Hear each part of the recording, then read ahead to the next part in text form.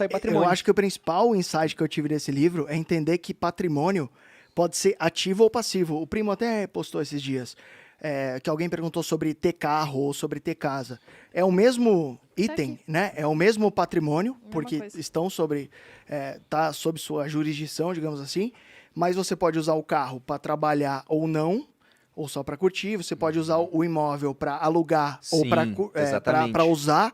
Então, o principal ensinamento que eu tive com esse livro quando eu era bem novo foi entender que patrimônio ele pode ser ativo ou passivo, né? Não, e tem uma coisa muito interessante disso entendi. também. Porque se você pegar a definição contábil, né, é muito mais complicado. Pô, você tem lá ativos intangíveis, tangíveis, aí você tem que o negócio é passivo, circulante. É um monte de definição complicada. Quando eles perguntaram pro pai rico qual era o jogo dos ricos, ele falou: ricos compram ativos, pobres de classe média compram passivos. Achando que é um que ativo? são ativos. Achando que são ativos. O que é um ativo? Ele falou: ativo é o que isso. bota dinheiro no seu bolso, passivo é o que tira. Ele falou: é isso. E as crianças falaram pra ele, falou: caramba, é só isso? Por que as pessoas não fazem isso? Ele falou: porque elas confundem as coisas. E o rico é o quê? Ele nem bota mais fluxo de trabalho, ele bota só, tem um monte de ativo, até tem passivo, mas tem um monte de ativos, os ativos geram renda e com essa renda você paga as despesas. Ele fala que é isso. Mas tem uma sacada, talvez até mais complexa, que é o seguinte: às vezes, a diferença entre um passivo e um ativo é só uma, é só o seu conhecimento. Porque, por exemplo, quando você pega um imóvel, você financia ou você paga alguma coisa, você tem um custo. Então, na lógica, é um passivo. Mas, dependendo de como você fizer isso, ele é um ativo para você, né? Então, assim, uma conta que eu vejo as pessoas fazendo lá fora e o brasileiro não faz é o ROI, que é o Return on Equity de um patrimônio, né? de um ativo imobiliário. Porque a fórmula de um patrimônio, do ROI, aliás, é lucro líquido sobre patrimônio líquido. Patrimônio líquido é ativo menos passivo. Então, se você tem um imóvel e você comprou um imóvel de 1 milhão, mas você já quitou uma parte e você deve, por exemplo, 800 mil, então você tem um patrimônio líquido de 200 mil reais. Então você vai pegar o seu lucro líquido aqui em cima, que é o quanto você recebe de aluguel, menos o que você paga de financiamento. Esse valor, muitas vezes, vai te dar um ROI que você não encontra em nenhum outro investimento. Sim. Até o momento em que o seu patrimônio líquido começa a ficar muito grande, o seu ROI diminui, e aí o que você tem que fazer para manter um ROI alto? Abrir um outro financiamento imobiliário. Então existe um sweet spot aqui, onde isso daqui deixa de ser um passivo e vira um ativo, e onde O você sweet tem um spot ROI muito é uma alto. linha tênue, aquele só que você... Só que impressionante. Impressionante. Então, cara, é por isso que eu tô falando que às vezes a diferença entre o negócio ser o passivo e ativo é só você saber o que você tá fazendo, cara. Não, É só dá- você dá comprar um pra carro dar e virar Uber. Exatamente. Esse seria o exemplo Não, mas que que eu aí ia você dar. tá empregando o seu trabalho, é diferente. Seu tempo, né? Exato. Ele fala, exatamente, ele fala que o que são ativos na opinião dele. Ele faz uma listinha ali do que são ativos. Coloca ações, coloca imóveis e coloca negócios que não dependam da presença dele. Porque se depender da presença dele, aí não é negócio, é uma profissão. Então isso do Uber é, por exemplo, você comprar carros, o que inicialmente a visão poderia ser, embora contábil, né, na visão contábil seja um ativo imobilizado por uma empresa, na visão dele aqui, ó, o seu carro é um passivo. Mas se você compra carros para botar pessoas para dirigirem para você, aí vira um ativo da sua empresa. Seria a visão dele.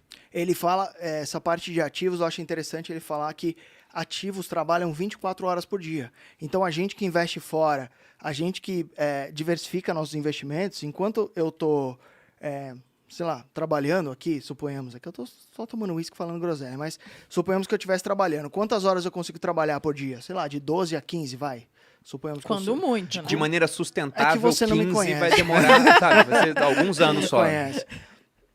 Mas quando você troca a sua grana por pessoas que estão trabalhando por você, você consegue de fato fazer sua grana trabalhar 24 horas por dia. Porque o primo, por exemplo, investe em BDRs. Eu investo em BDR pra cacete, já cheguei meio a meio em BDR. Então, tem gente que prefere investir lá fora, tipo o Perini, compra estoques. Então, perceba que enquanto você está dormindo, as pessoas estão trabalhando para você. Isso é maravilhoso, né? É verdade. É verdade. Eu acho que talvez se eu fosse atualizar o conceito do livro, seria... Nossa, tá usado ele, né? Tô usado, né? Seria você buscar ativos convexos. Eu só adicionaria isso. É a única coisa que eu adicionaria.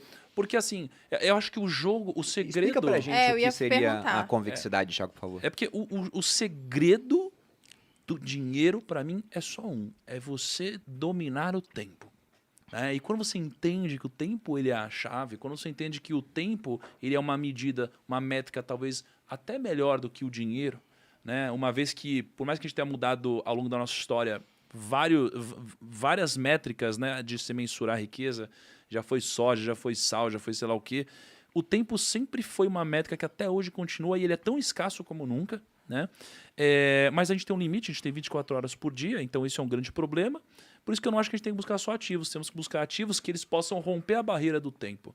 Ou seja, que eles possam trabalhar mais do que 24 horas por dia para a gente.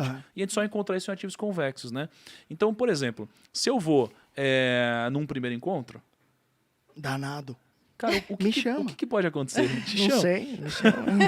Imagina, a gente vai num primeiro encontro, pode acontecer muita coisa. Sim. Pode não acontecer nada, ou você pode conhecer a mulher da sua vida. Sim. Né? Então, assim, isso é um momento convexo na sua vida.